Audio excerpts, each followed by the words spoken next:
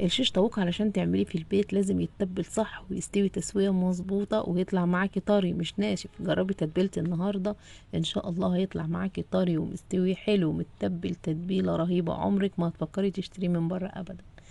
تعالي بقى نبدأ نشوف عملنا ازاي، ونسمي الله ونصلي على الرسول. وتجيبي الكبة تحطي فيها وحدتين طماطم وبصلاية بحجم وسط.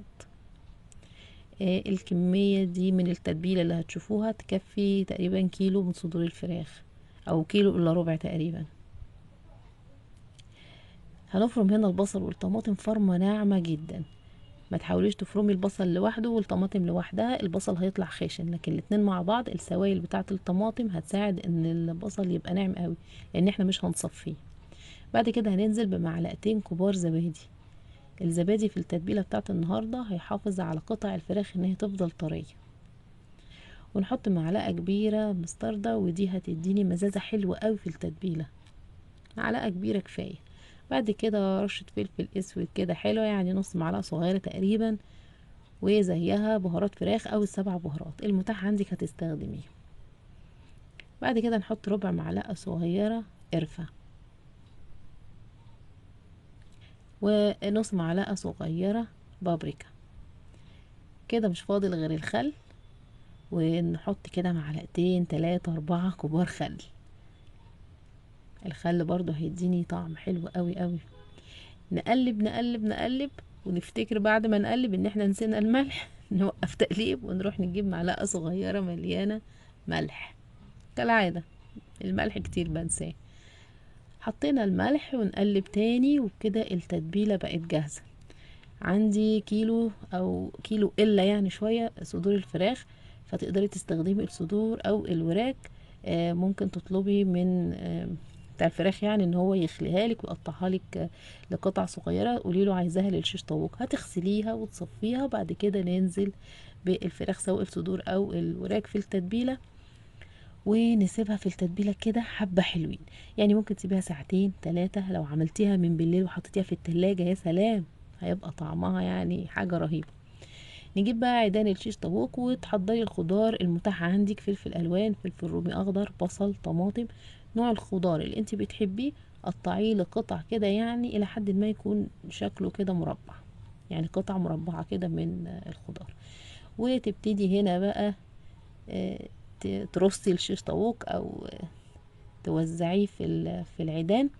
بتحطي الخضار، واحدة من الخضار الموجود، وقطع من الفراخ. الخضار طبعا عندي هنا مش متبل لسه، فاحنا هنتبله بقى، هنشوف مع بعض هنتبله ازاي. احيانا انا باخد الخضار زي ما هو كده وبحطه مع تتبيلة الفراخ نفسها. تمام. فلو انا ما حطيتوش مع التتبيلة، ومثلا الفراخ انا عاملاها من بالليل، فبتبله بعد ما برص الفراخ على العيدان. وهنشوف دلوقتي هنتبله ازاي. المفروض برضو ان انا بحط زيت، كمية زيت في التتبيلة، بس دي ما بحطهاش دلوقتي، بحطها في الاخر. لاني لما بحطها في التتبيلة وباجي اخد الفراخ ايدي بتبقى فيها زيت كتير فبتعصلج معايا وانا بحطها في العيدان. فلو انتي هتحطي مادة دهنية ابقي وزعيها في الاخر. هخلص بقى الكمية كلها. نبتدي نحط حتة من الفلفل، واحد قطعة يعني من الفلفل ومن الطماطم والبصل، وما بينهم قطعة من الفراخ. كده خلاص انا خلصت الكمية كلها. التتبيلة اللي فضلت في الطبق هحط عليها شوية بقى من الزيت. ودي بقى الحكاية اللي انا كنت بقول لكم عليها، المادة الدهنية في الاخر بتبقى كده افضل، يعني من ان انت تحطيها في الاول وهتلاقي ايدك كده مزحلقه وانت بترصيه فهتعصلك معاكي شويه. حطيت هنا معلقه صغيره من الصويا صوص، وده هيديني لون شوي حلو. يعني المعلقه دي اختياري لو انت عايزه تحطيها يعني. بيدي طعم برضو حلو، وبيدي لون شوي حلو قوي. من الحاجات يعني اللي تقدري تحطيها مع الفراخ، سواء الشيش طاووق او الفراخ المشويه او اي نوع فراخ يعني بتعمليه بيخلي لونها رهيب. وممكن تحطيه مع البط والحمام واي حاجه بتشويها. خدت بقى التتبيله اللي بالزيت دي وزعتها زي ما شفتوا كده على عيدان الشيش طاووق، وكده انا وزعت عليها الماده الدهنيه والخضار كمان اتبل.